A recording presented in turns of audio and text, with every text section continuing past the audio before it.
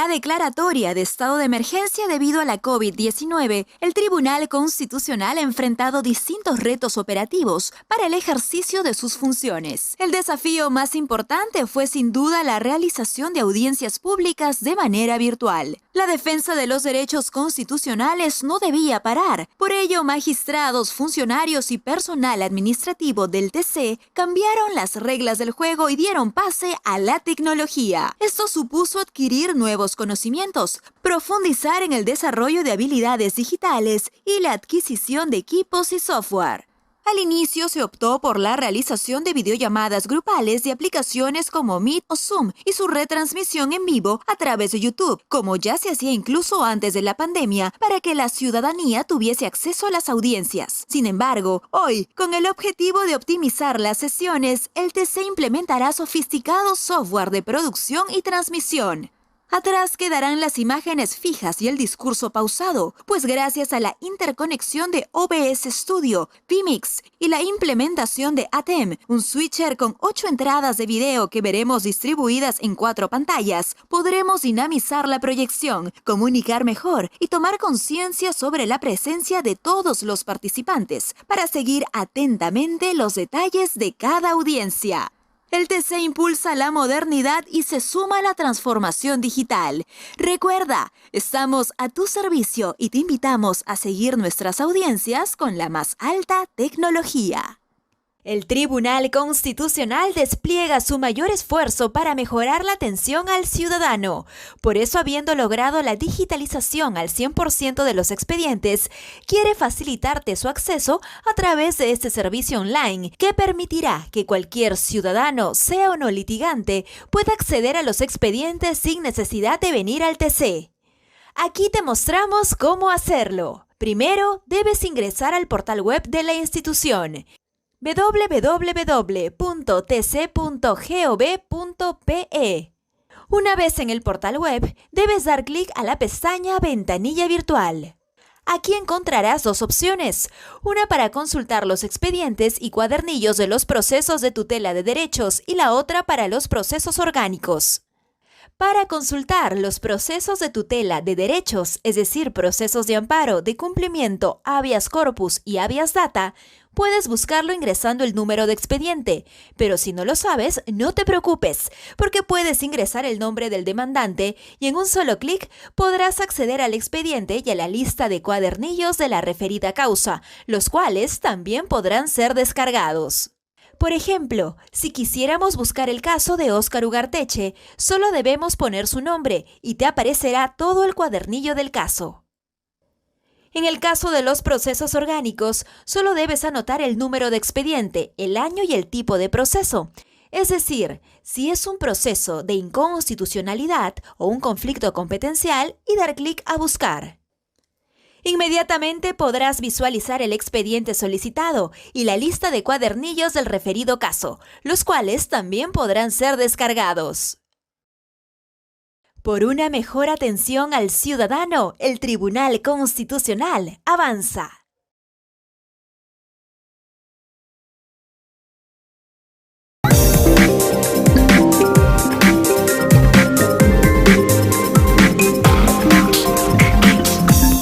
Hola a todas y a todos. El día de hoy analizaremos una sentencia sumamente importante emitida recientemente por el Tribunal Constitucional sobre el derecho a la igualdad y no discriminación de las mujeres en la elección del nombre de los hijos e hijas, más precisamente en la elección del orden de los apellidos de los hijos e hijas. Bienvenidas y bienvenidos a su programa Richari Guarmi.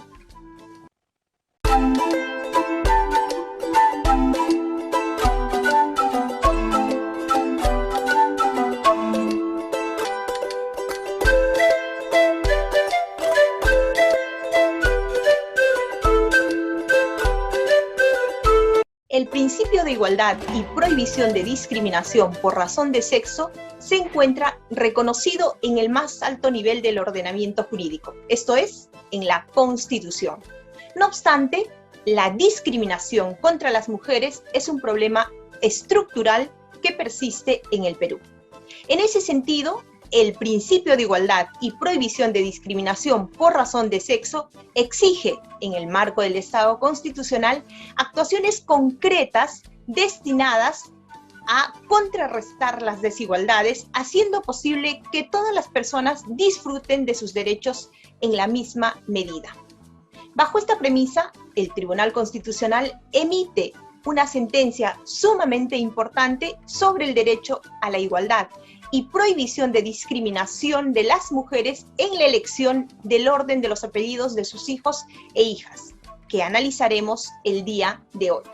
Para entender los alcances del pronunciamiento del Tribunal Constitucional en la sentencia recaída en el expediente 2970, proceso de habeas corpus, contamos con la participación de la doctora Nadia Iriarte Pamo, asesora jurisdiccional del Tribunal Constitucional. Bienvenida a tu programa, Nadia.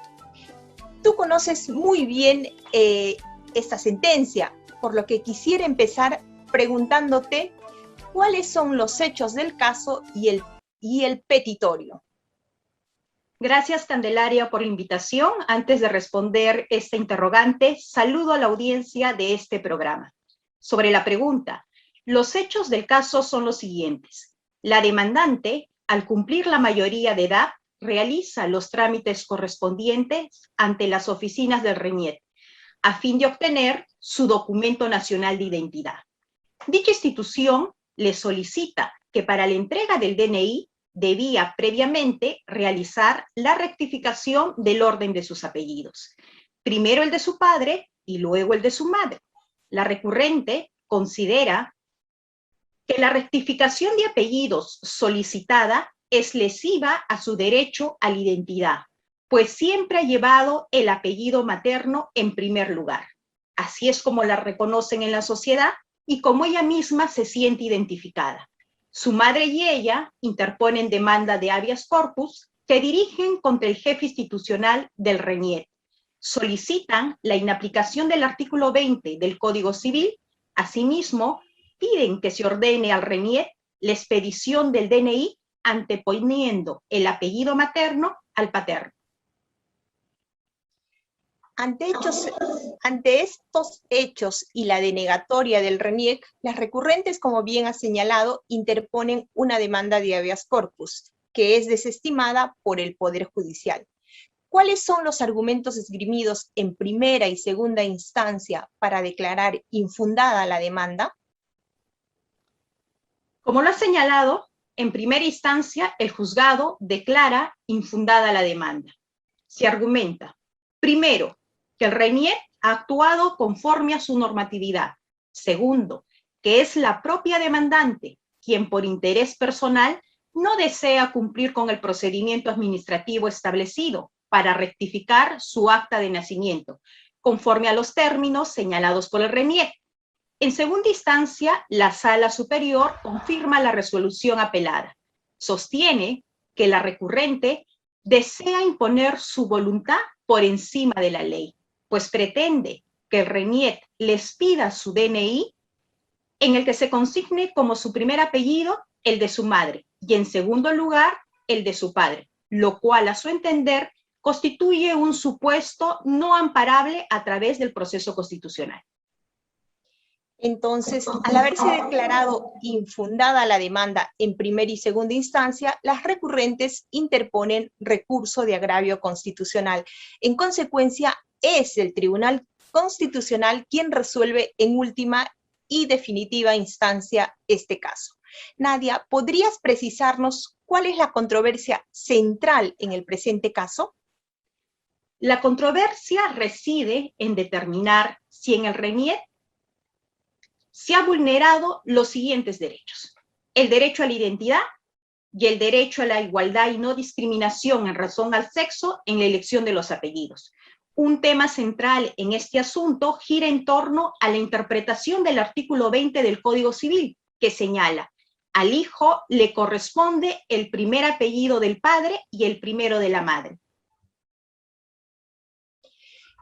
Como sabes, el Tribunal Constitucional se pregunta si el artículo 20 del Código Civil establece un orden para la asignación de los apellidos de los progenitores. Sobre la base de esta pregunta, el Tribunal Constitucional desarrolla una cuestión relevante: el derecho a la igualdad y no discriminación de las mujeres por razón de sexo en la elección del nombre de los hijos e hijas. ¿Podrías explicarnos qué dice el Tribunal Constitucional sobre este aspecto fundamental? El Tribunal Constitucional considera que el establecer la prioridad del apellido paterno por sobre el materno en la asignación del nombre de los hijos e hijas vulnera el principio de derecho de igualdad por razón de sexo. En ese sentido, el artículo 20 del Código Civil es constitucional siempre y cuando se interprete que no establece ningún orden de prelación en la asignación de apellidos. El tribunal enfatiza que el sentido interpretativo referido a que dicho artículo únicamente señala que el hijo tendrá el primer apellido paterno y materno, pero sin establecer un orden entre estos. Es acorde con el principio de derecho de igualdad, así como con lo dispuesto por la Convención sobre Eliminación de todas las formas de discriminación contra la mujer, en tanto garantiza las mismas condiciones entre los progenitores para la asignación del nombre. Para el tribunal, la posibilidad de que las mujeres puedan escoger que el primer apellido del hijo e hija sea el suyo constituye una manifestación del principio de derecho de igualdad en el seno del propio ámbito familiar. Bien. ¿Qué es lo que ha dispuesto el Tribunal Constitucional en este caso, Nadia? El Tribunal Constitucional ha dispuesto 4 aspectos importantes. Primer aspecto, ha declarado fundada la demanda por haberse acreditado la vulneración del derecho a la identidad de la demandante, así como del principio de derecho de igualdad y no discriminación en razón del sexo en la elección de los apellidos.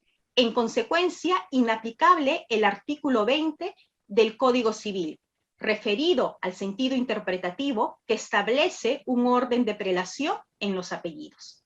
Segundo aspecto, ha dispuesto interpretar el artículo 20 del Código Civil conforme a la Constitución, en el sentido de que no establece un orden de prelación entre los apellidos paterno y materno. Tercer aspecto, ha ordenado al RENIEC que emita el DNI a la demandante con el nombre solicitado. Primero el apellido de la madre y luego el del padre.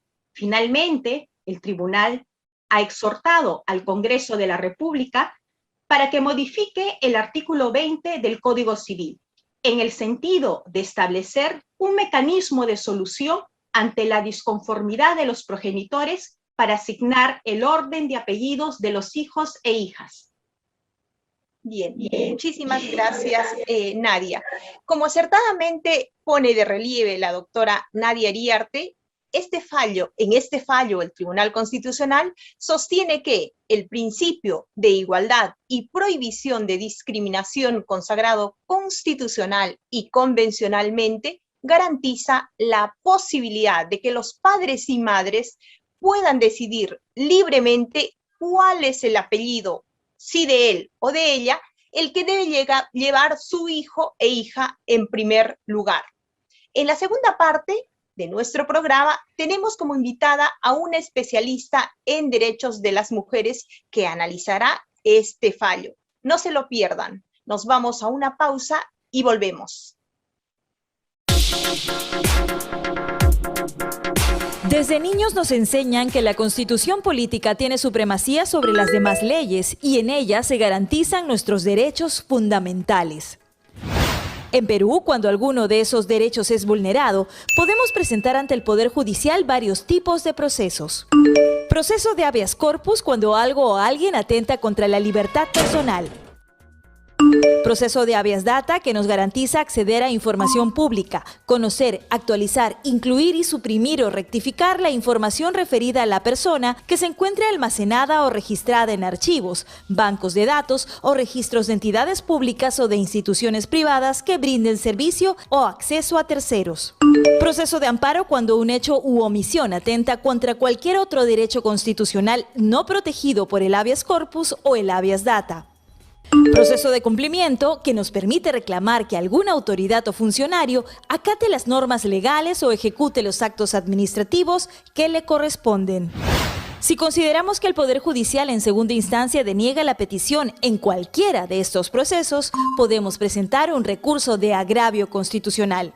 Esta vez, quien lo resuelve es el Tribunal Constitucional, que fallará en última y definitiva instancia. Los magistrados del Tribunal Constitucional también se encargan de resolver demandas en caso que una norma con rango de ley no se ajuste a la Constitución. En este caso, se puede presentar una demanda de inconstitucionalidad. Además, existe el proceso competencial que permite al Tribunal Constitucional conocer de los conflictos que se susciten sobre las competencias o atribuciones asignadas directamente por la Constitución o las leyes orgánicas que delimiten los ámbitos propios de los poderes del Estado, los órganos constitucionales, los gobiernos regionales o municipales. Si tienes un proceso en curso, recuerda que la información de audiencias, expedientes y resoluciones la puedes encontrar en nuestra página web www.tc.gov.pe.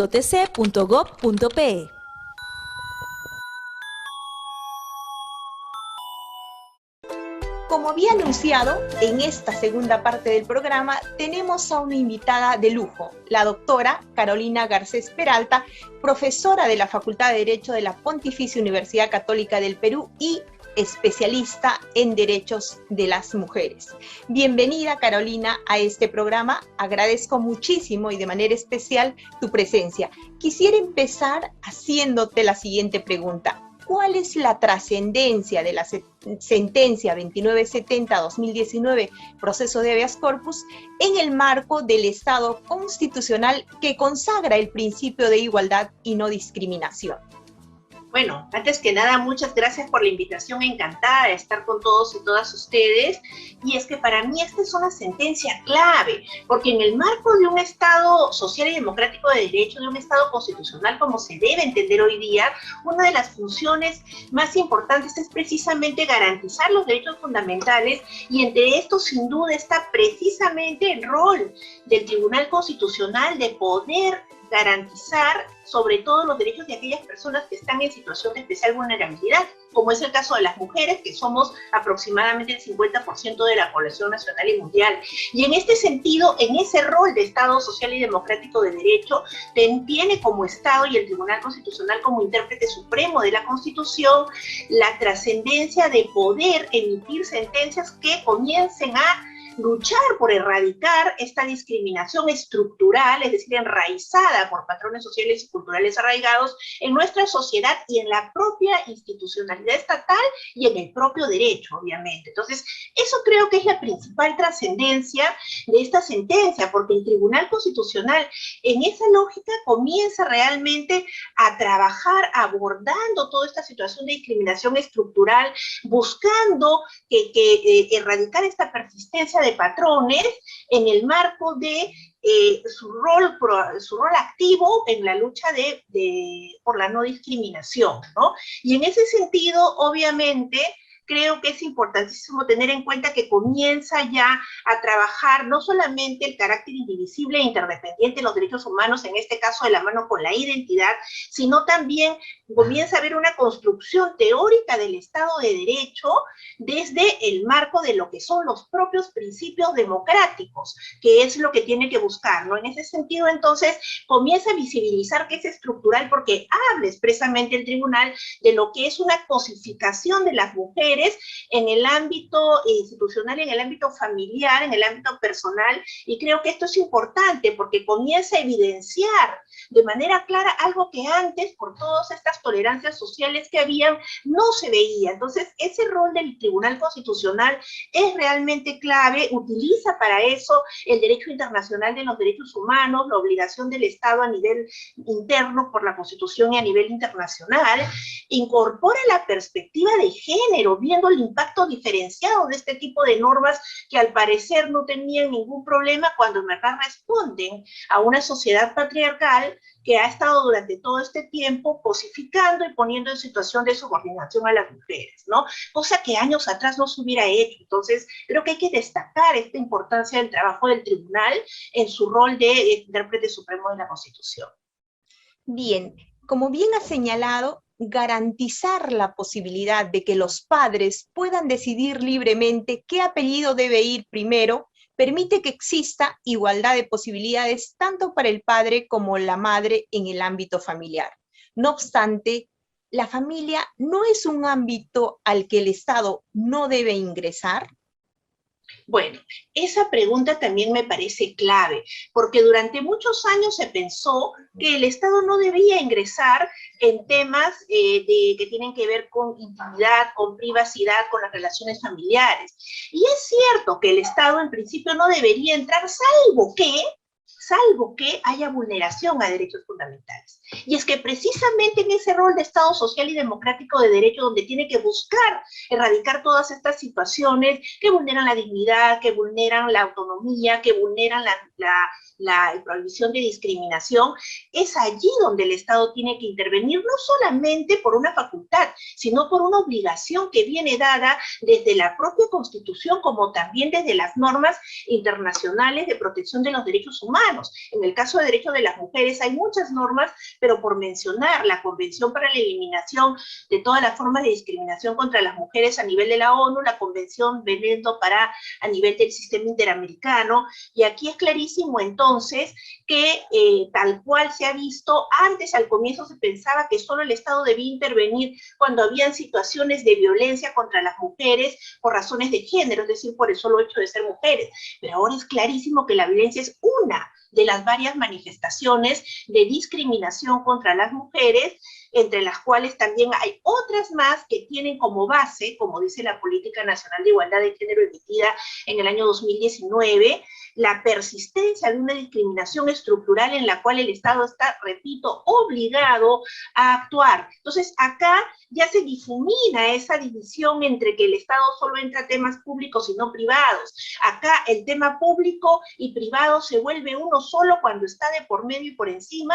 la protección de los derechos fundamentales o derechos humanos. Bien. En el caso de las mujeres, como bien has destacado, la prohibición de discriminación por razón de sexo se fundamenta en la necesidad de terminar con la histórica situación de inferioridad de las mujeres en la vida social, cultural, económica y política. A partir de este caso, las madres y los padres en el Perú ya podrán escoger el orden del apellido de sus hijos e hijas, ¿o consideras que, dado que la sentencia ha sido emitida en el marco de un proceso de tutela de derechos, es necesario que el legislador precise este extremo? Yo creo que en estas situaciones de discriminación estructural, insisto, y me parece clave este concepto, enraizadas por patrones social y culturalmente arraigados, el Estado tiene la obligación de asumir políticas públicas integrales, interestatales, en todos los niveles de gobierno, ¿no?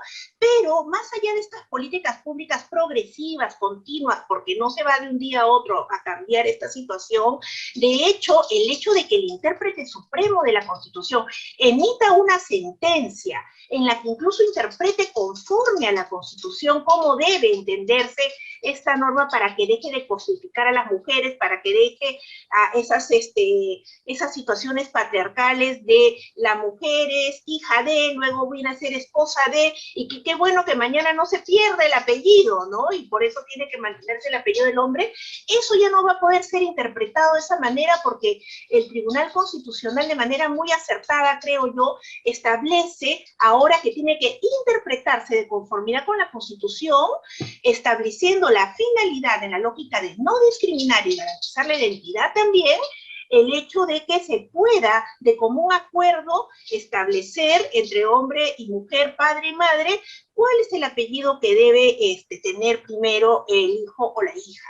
Y eso es fundamental, porque dice incluso, interpreta conforme a la Constitución, y dice más, a partir de la publicación de la resolución, tiene que entenderse de esta manera, pero además el Tribunal Constitucional en este rol que implica doctrina jurisprudencial, es decir, que a partir de este momento las y los jueces van a tener obligadamente que seguir esto que el tribunal ha establecido, también dice, y exhorto al Congreso para que modifique la norma y a partir de esa modificación ya se comience también a ver que en caso en el cual no estén de acuerdo se determinen criterios objetivos, ojo, que ayuden a eliminar esos patrones. Podría ser como ocurre, por ejemplo, en Alemania, que pueda ser al azar, o en Argentina, y esos patrones objetivos puedan ayudar a ir erradicando esas situaciones de discriminación que se daban o por la ley y o sobre todo por la práctica de estas situaciones de discriminación de facto, ¿no? Entonces, yo creo que aquí es muy importante este rol del TC como intérprete supremo de la Constitución, evidenciando la necesidad de una interpretación conforme a, para erradicar una discriminación, pero sí, insisto, también esto debe ir de la mano con una reforma, ¿no?, que va a apuntar también a un cambio en políticas públicas que tienen que ir de la mano, insisto, con todo ese término educacional, educativo, comunicacional y todo lo que implica un cambio de algo que ha estado tan metido desde muchísimo tiempo, siglos atrás, ¿no? Precisamente en esa línea, el Tribunal Constitucional hace algunas precisiones respecto a la legislación comparada sobre la libre elección de los apellidos de los hijos. ¿Podrías darnos algunas luces al respecto? Sí, me parece súper importante lo que mencionas, porque efectivamente, además de lo que hay a nivel de lo que es el Tribunal Europeo o la legislación europea de derechos humanos, también hay algunas legislaciones allá también en el sistema europeo donde incluso puede ser uno solo el apellido que escojan, pero legislaciones como las que están más vinculadas a nosotros, que son las latinoamericanas, ya la tendencia en el marco de la constitucionalización del derecho internacional de los derechos humanos, como de la internacionalización del derecho constitucional, es a cada vez más ir erradicando todas estas situaciones culturales y socialmente arraigadas de subordinación y control de las mujeres en estas relaciones familiares también, a partir de una obligación del Estado de ir cambiando estos patrones, y allí, por ejemplo, hay ya esa tendencia constante y objetiva de que, por ejemplo, en España se establezca que se elige y de lo contrario es la ley la que determina, o en el caso de Portugal, que es el juez o la jueza quien determina, que la verdad yo preferiría que fuera, como les comentaba, como en el caso de Alemania, al azar, o de Argentina por sorteo, porque es más objetivo. Creo yo que el ponerlo por el lado de repente de lo que la ley diga, o de un juez o una jueza, podría llevar a que todavía se perpetúen estereotipos, y que lamentablemente, como digo, todavía están institucionalizados en el Estado, como vemos que ocurrió en el caso de RENIEC, ¿no?, donde realmente priorizando orden público, priorizando seguridad jurídica, dejaron de lado lo que es la protección de este derecho fundamental a no discriminación, de la identidad, cuando en realidad por visa expansiva, por unidad de la Constitución, por fuerza normativa y por obviamente una lógica de ponderación que tiene que buscar siempre la preeminencia de los derechos fundamentales, debió resolverse desde un primer momento a favor del derecho a la no discriminación y la identidad. Mucho más teniendo en consideración todo lo que estamos en este momento conversando, y que en el Perú incluso ya tenemos por lo menos desde el año 2017 3 proyectos de ley que en esta lógica han planteado que se puede escoger el apellido del hombre o la mujer, y posturas a favor tanto del ente rector, que es el Ministerio de la Mujer y Poblaciones Vulnerables, sobre estos proyectos de ley, como también de la Defensoría del Pueblo. Bien, finalmente, ¿qué aspectos del fallo destacarías? Bueno, algo ya he mencionado hace un rato en la primera pregunta, pero yo quisiera incidir nuevamente en este tema de considerar a la ubicación de la mujer, ¿no?, como persona autónoma, como persona que no debe ser discriminada, como grupo social no discriminado en la construcción teórica del Estado de Derecho. En esa lógica también me parece importante también incidir, y vuelvo un poquito atrás, a que el tema de la seguridad jurídica no puede de ninguna manera plantearse, porque obviamente nosotros tenemos, incluso por la propia legislación nuestra de RENIEC, al Código Único de Identificación del DNI RENIEC es el que permite la seguridad jurídica sin necesidad de pensar que un apellido tiene que estar adelante o el otro adelante, ¿no? El hecho de que evidencie el Tribunal Constitucional esta situación de tolerancia social que antes ni se veía, donde quede claro también que esa postura formalista por parte de la Procuraduría de RENIEC no es la que debe primar, esa incorporación de transversalizar el enfoque de género y utilizar estos métodos del derecho donde comienza uno a cuestionarse realmente que hay un trato neutral cuando no lo es, en realidad hay un trato que tiene que ver las diferencias entre hombres y mujeres, esta conciencia que asume el Tribunal Constitucional de su relevancia en la doctrina jurisprudencial como también en la lógica de exhortar a modificaciones, ¿no?, a una reforma normativa, y yo finalmente me iría con esta lógica de, porque yo creo que a eso es a que está apostando el Tribunal Constitucional, a una progresiva deconstrucción de toda esta situación que desde muy inicialmente, lamentablemente, hizo que las mujeres estuviéramos en la construcción del Estado, de las propias instituciones y del derecho, en una situación de subordinación. Esta deconstrucción implica, obviamente, que además del intérprete supremo de la Constitución, todo el Estado cumpla con su obligación de ir garantizando el derecho a la igualdad y no discriminación contra las mujeres de una manera progresiva y continua, más aún, y con esto ya cierro, en sociedades como las nuestras, donde las mujeres son las que lideran gran cantidad de las familias monoparentales y son precisamente las que crían a sus hijos e hijas en una sociedad donde lamentablemente todavía esos patrones no cambian, ¿no? Bien. Muchísimas gracias a la doctora Carolina Garcés y a la doctora Nadia Iriarte Pamo por habernos ayudado a entender los aspectos centrales de esta sentencia sobre el derecho a la igualdad y prohibición de discriminación de las mujeres en la elección del apellido de sus hijos e hijas. Vamos a una pausa y volvemos. Gracias. Desde niños nos enseñan que la Constitución política tiene supremacía sobre las demás leyes y en ella se garantizan nuestros derechos fundamentales. En Perú, cuando alguno de esos derechos es vulnerado, podemos presentar ante el Poder Judicial varios tipos de procesos. Proceso de habeas corpus, cuando algo o alguien atenta contra la libertad personal.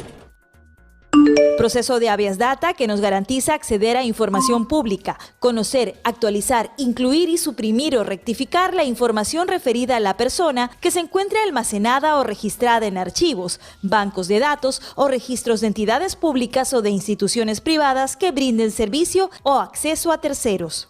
Proceso de amparo, cuando un hecho u omisión atenta contra cualquier otro derecho constitucional no protegido por el habeas corpus o el habeas data. Proceso de cumplimiento, que nos permite reclamar que alguna autoridad o funcionario acate las normas legales o ejecute los actos administrativos que le corresponden. Si consideramos que el Poder Judicial en segunda instancia deniega la petición en cualquiera de estos procesos, podemos presentar un recurso de agravio constitucional. Esta vez, quien lo resuelve es el Tribunal Constitucional, que fallará en última y definitiva instancia. Los magistrados del Tribunal Constitucional también se encargan de resolver demandas en caso que una norma con rango de ley no se ajuste a la Constitución. En este caso, se puede presentar una demanda de inconstitucionalidad. Además, existe el proceso competencial, que permite al Tribunal Constitucional conocer de los conflictos que se susciten sobre las competencias o atribuciones asignadas directamente por la Constitución o las leyes orgánicas, que delimiten los ámbitos propios de los poderes del Estado, los órganos constitucionales, los gobiernos regionales o municipales. Si tienes un proceso en curso, recuerda que la información de audiencias, expedientes y resoluciones la puedes encontrar en nuestra página web www.tc.gov.pe.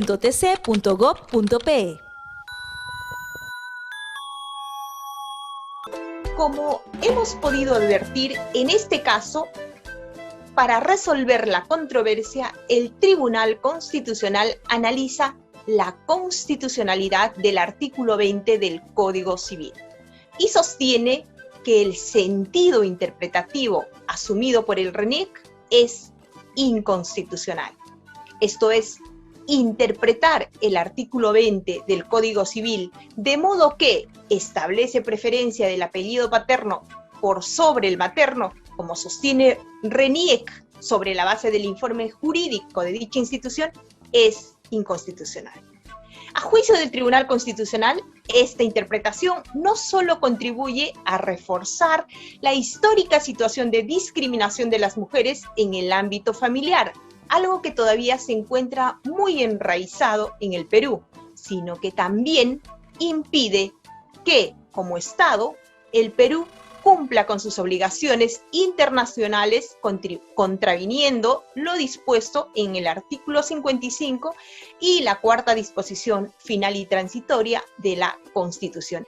En suma, el Tribunal Constitucional en esta sentencia establece que el sentido interpretativo del artículo 20 del Código Civil, acorde con la Constitución y con la Convención para la Eliminación de todas las formas de discriminación contra las mujeres, es que únicamente señala que el hijo, hija, tendrá el primer apellido paterno y el primero materno, pero sin establecer un orden entre estos. De este modo, el Tribunal Constitucional avanza de manera significativa en hacer realidad el principio de igualdad y prohibición de discriminación por razón de sexo consagrado constitucional y convencionalmente.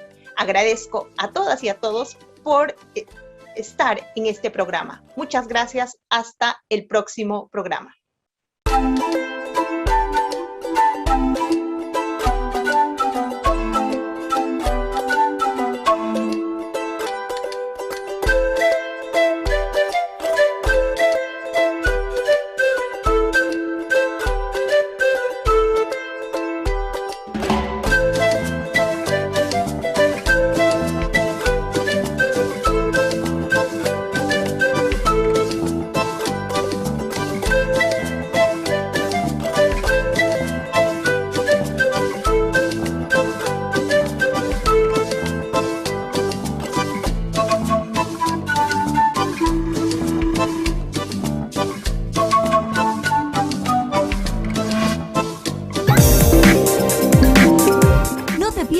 La programación de Tribunal Constitucional TV, viernes al mediodía.